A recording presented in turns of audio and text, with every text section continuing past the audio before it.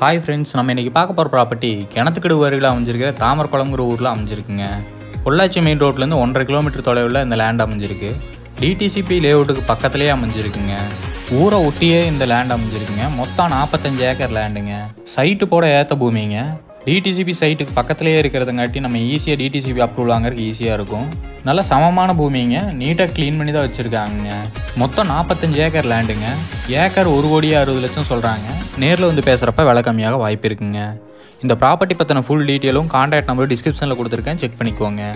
உங்கள் வீடு இல்லை நிலவிக்க எங்கள் உதவி தேவைப்பட்டுச்சுன்னா டிஸ்கிரிப்ஷனில் கொடுத்துருக்க நம்பருக்கு கால் பண்ணுங்கள்.